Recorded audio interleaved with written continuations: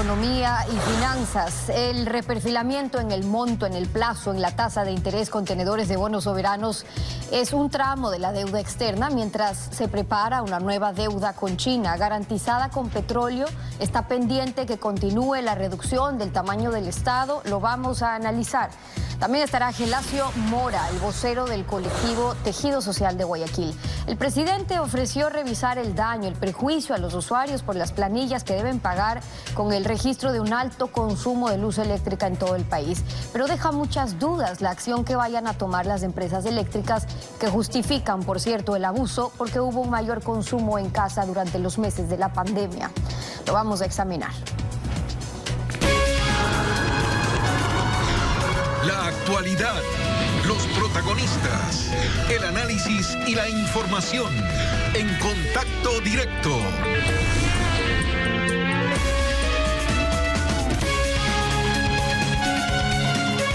El 1 de enero del 2020 el Ecuador empezó el año sabiendo que tenía que destinar 7.600 millones de dólares del presupuesto al servicio de capital e intereses de la deuda pública, externa e interna, superando por primera vez desde el 2008 los gastos sumados en educación, en salud. Richard Martínez, ministro de Economía y Finanzas, bienvenido a Contacto Directo. Buenos días. Buenos días, Stephanie. Empiezo preguntándole lo que ha despertado interés en las últimas horas, y es si es cierto que para lograr esta buena negociación con los tenedores de bonos usted tuvo que aceptar como condición firmar un nuevo acuerdo con el Fondo Monetario Internacional que incluiría nuevos ajustes. Stephanie, desde un inicio nosotros hemos señalado que el Ecuador está acordando un nuevo marco con el Fondo Monetario, porque debemos recordar que se dio de baja el anterior acuerdo y se hizo público. Digamos, creo que hoy mucha gente quiere llamar la atención con temas que han sido totalmente públicos. Nosotros hemos señalado desde el primer día que vamos a buscar un nuevo acuerdo, que estamos tras eso. Ha habido conversaciones públicas entre el presidente de la República y la señora Kristalina Georgieva, y en el consentimiento inicial, es decir, cuando los tenedores de bonos votaron para que no caigamos en default y poder renegociar, es decir, en el mes de abril, esto ya se incluyó en ese consentimiento, que también fue público, que logremos un acuerdo a nivel de staff para avanzar, que era en las fechas que nosotros teníamos previstos, y justamente esas fechas las fijó el gobierno nacional. En este caso, también para materializar este tramo final, está previsto eso entre las fechas nuevamente que hemos establecido como gobierno, que teníamos preparadas. El acuerdo con el fondo no es necesario por el tema de la deuda, es necesario por un asunto de orden estructural para el país, porque necesitamos nuevo financiamiento de largo plazo, de baja tasa de interés, y necesitamos todavía mantener la credibilidad a nivel internacional, que es un factor positivo que agrega el Fondo Monetario Internacional. Y entonces, en los plazos que se establecieron, ¿para cuándo sería el anuncio sobre cómo y cuál será el acuerdo con el Fondo Monetario Internacional? Tenemos, Stephanie, hasta el 20 de agosto. Entonces, ese es para llegar a un entendimiento a nivel de staff, no que apruebe el directorio del fondo. Recordemos que hay dos fases. El staff del fondo negocia con el país directamente un acuerdo y luego eso va a la aprobación del directorio. ¿Qué características debe tener ese acuerdo? Como lo hemos señalado nuevamente, Stephanie, tiene que adecuarse a las nuevas condiciones que vive el país. Este año ya el Ecuador ha hecho suficientes esfuerzos por el lado material de temas que no controlamos, de un shock como la caída del precio del petróleo o la caída de las ventas, pero por otro lado con políticas activas de decisión del gobierno, como el reperfilamiento de la deuda externa, como la reducción de gastos en bienes y servicios, la reducción de gastos en masa salarial, la optimización del tamaño del Estado, el esquema de banda de precios para ir liberalizando con el paso del tiempo, la aprobación de la Ley de Ordenamiento de Finanzas Públicas. Es decir, hay mucho que se ha hecho que nos permite avanzar en un acuerdo que se adecúe a las nuevas realidades del Ecuador. Ya para ofrecer un nuevo acuerdo, suena a términos muy generales hablar sobre algunos de los temas en los que ya se ha venido trabajando. Digo, para haber concretado que finalmente se llegue a dar un acuerdo, y la negociación que se dio también con los tenedores de bonos, tiene que haber cosas más específicas. Lo que asusta realmente cuando se habla del Fondo Monetario Internacional es cuáles serán los nuevos ajustes y un poco de lo que ofreció Ecuador entonces para ese acuerdo, que tienen que ya tenerlo definido si el plazo vence en este mismo mes, sobre cómo deberían ser los lineamientos, en lo que han avanzado, ¿qué incluiría esos nuevos ajustes? Stephanie, lo que realmente le debería asustar al país son los niveles de déficit que tiene, de insostenibilidad del gasto, los niveles de profundización a los que se ha llegado en materia de debilidad de ciertos temas estructurales fruto de la pandemia. Eso es lo que realmente le debe preocupar al país. Yo creo que esta discusión en la que se echa la culpa a terceros de lo que debe o no debe hacer el país es una discusión que el país, en mi opinión, debe superar, debe dar por superada para concentrarse y entender que la crisis es del Ecuador, y si el Ecuador en un momento tiene que acudir a los organismos internacionales como el Fondo Monetario es porque las condiciones se han deteriorado de tal manera que no tiene acceso al mercado, que los déficits se han convertido en insostenibles, que hay reformas estructurales que tienen que venir acompañadas de procesos de trabajo integral, no solamente en la parte fiscal, sino de visión de largo plazo. Entonces, eso es lo que se está conversando, Stephanie, cómo lograr ese equilibrio fiscal en los próximos años. Nosotros procuraremos que ese acuerdo, ese marco del acuerdo sea un acuerdo marco pro crecimiento, es decir, el alivio que hoy tenemos a través de la reestructuración de la deuda que nos permita volver a crecer de una manera más rápida. ¿Y por qué? Porque ya tenemos menos peso por el pago de la deuda externa, y que ese crecimiento, con las decisiones que se han ido tomando, pues pueda ser el que permita acelerar la cantidad de ingresos que regresan a la economía, que el precio del petróleo se vaya recuperando, que el sistema de estabilización de bandas de precios nos permita ir generándole más transparencia al mercado. Son temas que se están conversando y que obviamente serán públicos ya cuando se haya llegado a un acuerdo con la contraparte.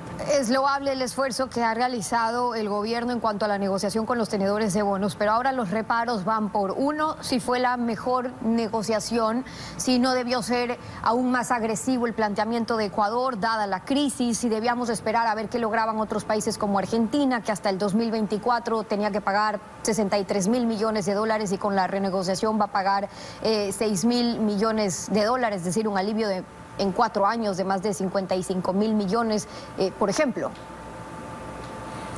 Claro, Stephanie, mire, yo creo que como en esto siempre hay agoreros del desastre y gente que no piensa realmente en el futuro del país. Si es que alguien cree, para hacer un análisis tan simple como muchas veces se hace, yo también lo simplifico, si alguien cree que quitarle 11.000 millones de dólares de peso al país en los próximos 5 años es malo, entonces que lo diga. Si la respuesta es que podía haber sido mejor, bueno, esa es su posición, yo la respeto, pero no la comparto, evidentemente. A los analistas de estos me refiero que usted ha mencionado. Y creo que entramos en una zona en la que hay que mantener la mirada de futuro, Stephanie. Ya se renegoció, ya se acordó.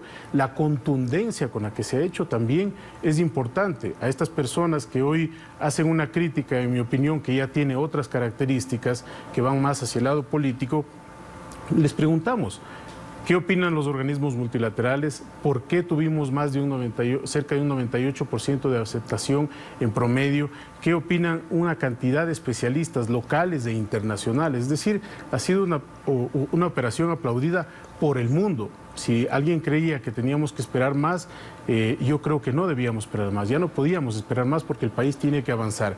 Lo de Argentina creo que tiene que compararse integralmente, Stephanie, porque claro, se toman partes de la reestructuración de la deuda, también se está manipulando la información. Veo que hay gente que dice que Argentina ha logrado un recorte del 45%, mientras el Ecuador ha logrado un recorte del 9%. Eso es falso. La Argentina logró un recorte nominal del 3% del capital. Nosotros logramos refiriéndose a los 1.500 dólares por el capital. Ahora, este es un alivio, es oxígeno sin duda, pero todavía quedan las deudas pendientes y sobre las responsabilidades en cuanto al pago de la deuda interna, donde hay apremiantes cobros del IES, de los GATS, de los proveedores. Abelardo Pachano también nos hablaba de otra tarea que se sigue pateando para adelante en el problema. Escuchemos algo de eso. El tamaño del Estado es absolutamente inapropiado, inconveniente, algo avanzado, sí, son insuficientes, sí. No nos dan la tranquilidad ni el espacio para poder manejar con orden todavía las finanzas públicas. El sector privado viene haciendo un trabajo intenso, ha reducido, y uno ve el número de afiliados al IES, casi 300,000 afiliados menos. Por lo tanto, cuando nosotros propusimos una reducción del 20% de todos los salarios del sector público, no estábamos descaminados. Es imposible sostener 700,000 personas en el sector público con las remuneraciones actuales. Y si no se quieren bajar los sueldos, tiene que despedirse la gente. Es doloroso, pero es inevitable.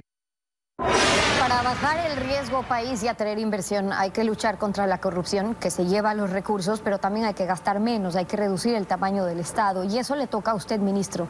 ¿Qué tiene previsto para el 2020, el último año de gobierno, teniendo de la mano también la negociación con el Fondo Monetario Internacional, que suele pedir ajustes al respecto?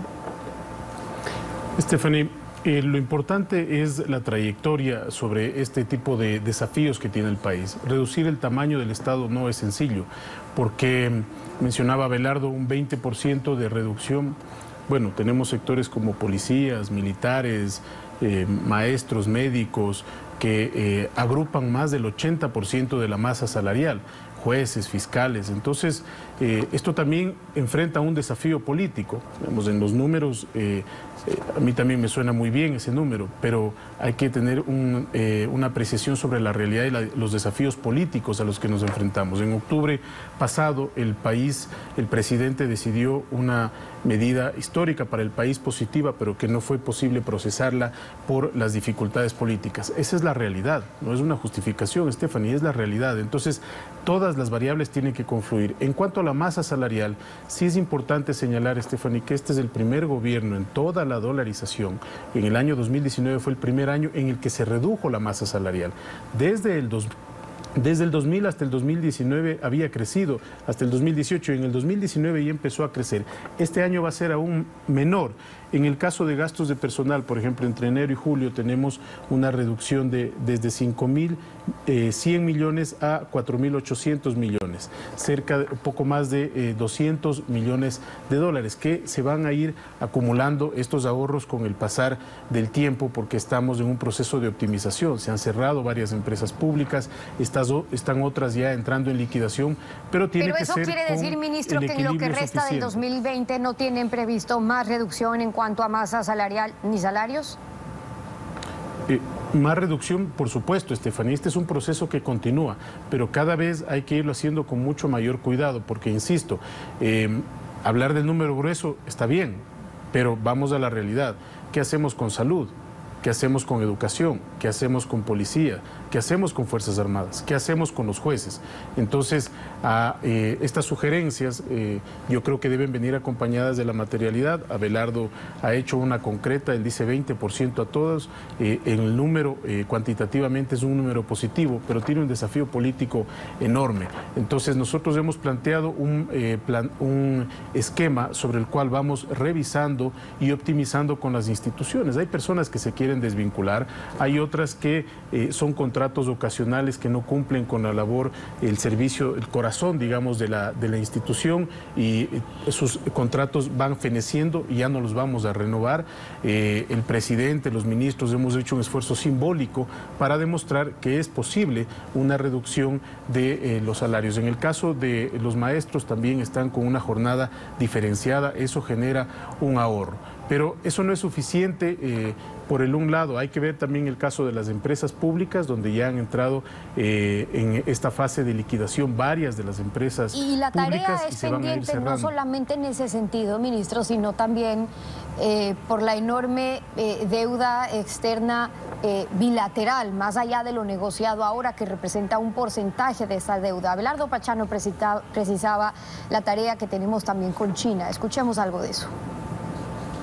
En el gobierno anterior todo ese proceso fue secreto, por lo tanto cualquier contrato que se haga a futuro con China tiene que ser transparente. La cuestión es que con China, en general, toda la deuda y todas las relaciones económicas con China hay que revisarlas, porque tenemos nosotros problemas también en obras públicas que hicieron los chinos y que tienen dificultades realmente de calidad, de tal manera que hay una agenda grande con China, y China tiene que entender que si se metió a ser el acreedor mundial número 1 en el mundo, hoy le toca sacrificar sus intereses y atender las necesidades de los países emergentes porque cambiaron las condiciones del mundo.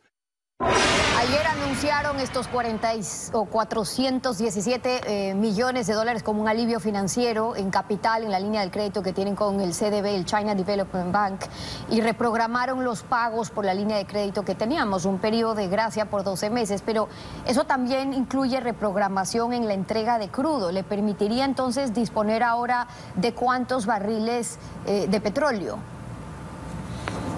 Stephanie, la deuda bilateral tiene una característica muy diferente a la deuda con bonistas que hemos renegociado. Entonces, solamente para explicar, esta deuda se va tratando por tramos, porque hay diferentes acreedores del mismo país. En relación a su pregunta concreta, no tengo la cantidad de barriles que se liberan, eso lo podrá responder con mayor certeza Petroecuador, que es quien administra el contrato comercial, pero sí se reprograman los barriles, es decir, sí se libera crudo para que pueda hacer posiblemente ventas spot o el mejor uso que considere la empresa petrolera. Lo importante en términos de lo que se mencionaba, Stephanie, es el tema de la transparencia. El día de ayer no solo se anunció estos 417 millones que nos vamos a pagar hasta julio de capital, pero también anunciamos a los medios que hemos colocado, ya están colgadas en la página web, la línea 1, la línea 2 de China en un gesto y un acto de transparencia, porque ya están esas operaciones, este momento, los contratos están en la página web. Entonces invitamos a la ciudadanía, a los analistas, etcétera, a que se revisen esos contratos y por supuesto que se hagan las apreciaciones que corresponden. El trabajo, Stephanie, no podemos dejar de recordar que esta situación no solamente la está afrontando el Ecuador, y que los desafíos que ya teníamos, los grandes desequilibrios macroeconómicos que teníamos y también microeconómicos, se profundizan con la pandemia. El Ecuador ha recibido el shock más grande de su historia, con una caída de los precios de petróleo. Y eso lo tenemos claro, ministro. Hay temas que se vienen arrastrando, sin duda, pero hay nueva deuda también, nueva deuda con China que está prevista, dinero fresco, que es lo que se necesita, sí, pero con garantía nuevamente con petróleo de años futuros, con Petroecuador. La mantiene pendiente porque según el ministro, esa entrega, me refiero a esa garantía, según el ministro Ortiz, todavía tienen que revisar la fórmula de los precios. ¿Por qué no se elimina esta doble reventa que ha venido funcionando desde el gobierno anterior, que perjudica al Ecuador, que se vende primero a China, que luego tiene que entrar el intermediario que revende a las refinerías de Estados Unidos, pero con precios que le permiten la reventa y para que lo comercialice además China en lugar de liberar el petróleo?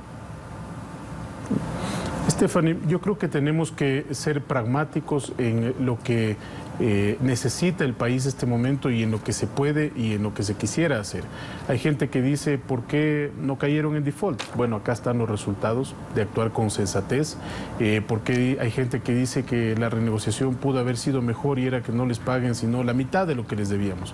Que nos cuenten qué país del mundo ha hecho eso. O sea, yo creo que hay que ser muy pragmáticos en el sentido de ir avanzando. Y en el caso de China, efectivamente, los acuerdos con China, ese país los busca así, son para mantener una posición de abastecimiento de crudo y entonces los acuerdos, los convenios de financiamiento vienen paralelamente con un crédito o con una operación comercial, que es una venta de largo plazo del crudo. Entonces ellos están pensando en garantizar su abastecimiento y a cambio dan financiamiento. La otra modalidad, que es la del Exim Bank, que nosotros no la hemos tomado en nuestro gobierno, es que se financien directamente obras. De hecho, ahora estamos en una de las líneas con CDB negociando justamente para que todo el monto que llegue al país sea de libre disponibilidad y que no esté vinculado a obras específicas, porque en este momento tenemos que atender la emergencia. Entonces, son realidades que tenemos que poner sobre la mesa para avanzar en estos acuerdos. El Ecuador necesita financiamiento.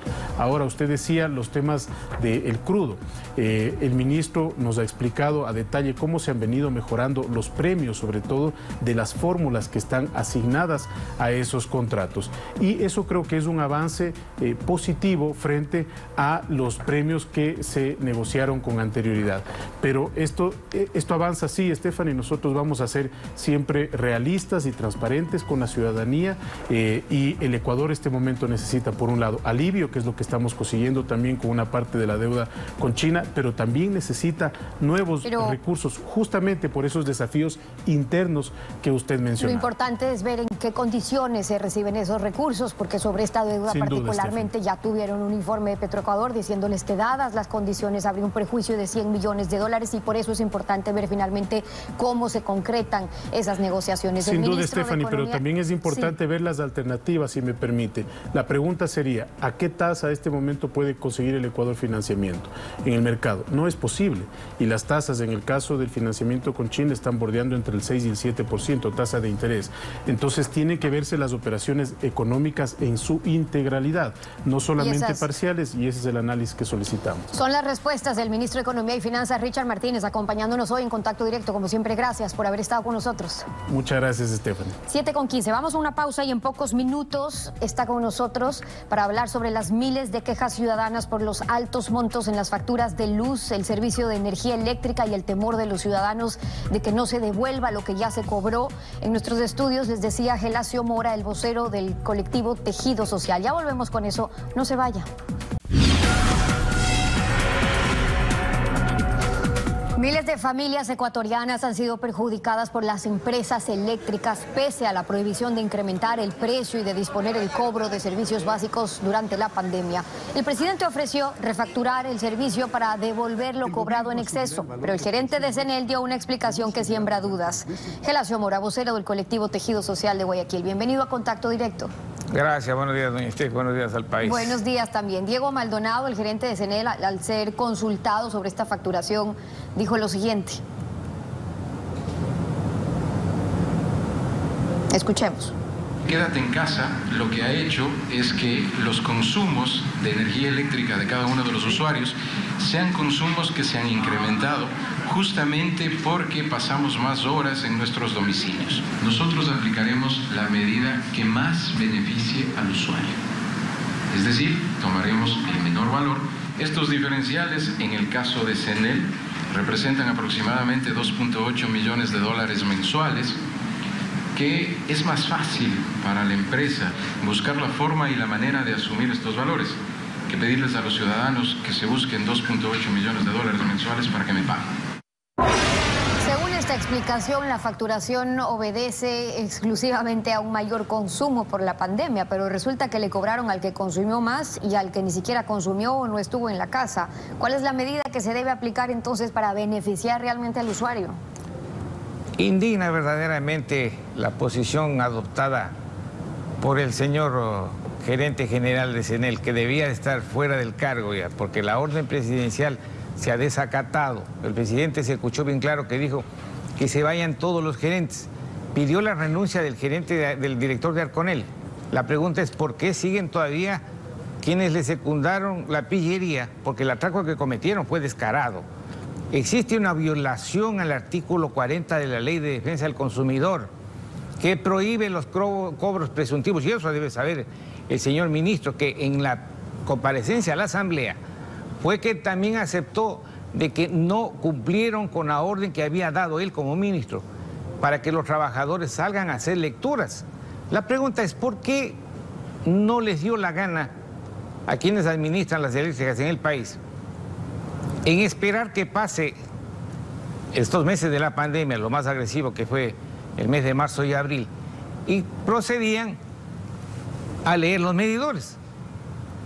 ¿O es que ya estaban acostumbrados a hacer lo mismo que hicieron hace 2 años atrás cuando contrataron una empresa para que haga lecturas supuestamente y esta empresa no, según ellos, no cumplió con el contrato? Y después tuvieron que contratar a otra empresa para que nos vengan a hacer un reajuste, cuando la negligencia fue de ellos. La Ley de Defensa del Consumidor prohíbe los cobros presuntivos y los errores u omisiones tiene que asumir la empresa que en 35 días no hizo la lectura de medidores. Ahora, el mayor consumo por permanecer en casa tampoco es una novedad absolutamente imprevista. Desde el comienzo de la pandemia se anunció que no iba a aumentar la facturación, pero además consta en las facturas que no solamente aumentó el consumo, sino también la tarifa. ¿Es esto correcto? Usted tiene toda la razón y esa es precisamente la circunstancia por la que nos encontramos en las calles. desde el mes de abril, cuando tuvimos que asistir a la empresa eléctrica a reclamar y expusieron a esta gente perversa y de forma indolente permitieron que la gente vaya a reclamar por la actitud tomada. Es una actitud mañosa y perversa la que tomaron en contra de los usuarios. Cuando no es que le incrementan la tarifa, pues es una mañosería. Alguien tenía que beneficiarse de esta situación. Porque a mí lo que me extraña es cómo es que si hay una resolución que la aprueba Arconel en mayo, donde se dice que se va a refacturar y se va a devolver con notas de crédito, no se la cumple, pues. Y el día de hoy nos vienen con el mismo cuento de que se va a refacturar y que nos van a devolver con notas de crédito. La pregunta es, ¿por qué el señor Diego Maldonado, gerente general de CNEL, incumplió esta disposición de Arconel y la disposición del presidente de la República? Ahora, hay disposiciones en medio de esto, hay testimonios también de ciudadanos que afirman haber comprobado en sus facturas, cuando los vemos ahí haciendo estas largas filas reclamando, dicen haber comprobado en sus facturas un incremento en la tarifa además. Escuchemos algo de eso. Normalmente me sale un valor de $30 aproximadamente, es lo que yo consumo y yo pago. Qué raro que en junio me sale un valor de $108. La factura de mayo, junio y julio me salen $311. Si yo multiplico 500 kilovatios por 10 centavos, son $50, ¿no? Y las 3 planillas me tiene que salir un valor de $180, así de fácil. $194.33. ¿Cuál es la experiencia en casos similares anteriores? ¿Se refactura a todos o solo se alcanza a hacerlo con ciertos sectores que reciben la devolución del exceso en las facturas posteriores? Se hace un muestreo para justificar el atraco. Así de simple. Cogen facturas, señores, si antes consumía $20, $30, ahora paga $100. Templos, iglesias católicas, hoteles, restaurante, bar, cafeterías cerradas y con una facturación de 3 veces el valor real. ¿Cómo es posible que se diga de que se va a cobrar lo que se facturó en los meses de marzo, abril, mayo, junio, julio, agosto del 2009, cuando en ese tiempo funcionaban los locales y en la época actual no funcionaron, estaban completamente cerrados? Pues, el 2020 por supuesto que estábamos cerrados y nadie ha trabajado, nadie ha generado. Profesores impagos, burócratas en determinados sectores ya les han pagado.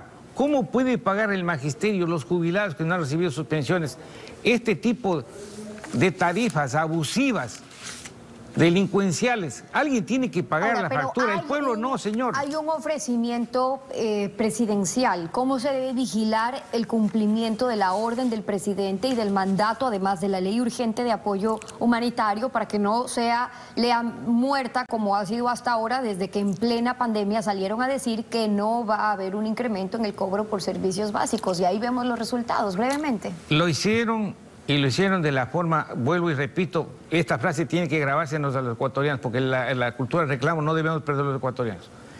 Perversos, maquiavélicos, indolentes. Claro, Movistar, Claro, nos quitó el servicio el día 20 de marzo y que yo le denuncié públicamente y le conminé a que el defensor del pueblo aboque conocimiento de hecho. ¿Pero qué resta por hacer? Nos quedan pocos segundos.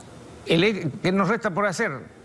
Pedirle a la fiscal general que intervenga de oficio porque esto es un delito punible y pesquisable porque atracaron los fondos de los ecuatorianos. Fuimos advertidos en el 2006 de que alguien vendría a hacer lo que hizo y lamentablemente a este empresario que nos advirtió desoímos su advertencia y hoy estamos lamentando el atraco, la sinvergüencería, la corrupción, no solamente en los hospitales, en las eléctricas y a nivel nacional en todos los ámbitos, cooptados por discapacitados inmorales. El país debe determinar eligiendo a gente que verdaderamente valga la pena y no a estos inexperientes muertos de hambre que vinieron con hambre atrasada a robarle la esperanza y el dinero al pueblo ecuatoriano. Y esa es la posición de Gelacio Mora, el vocero del colectivo ciudadano Tejido Social, acompañándonos hoy en Contacto Directo. Gracias por haber estado con nosotros. Gracias a ustedes. Una pausa, volvemos.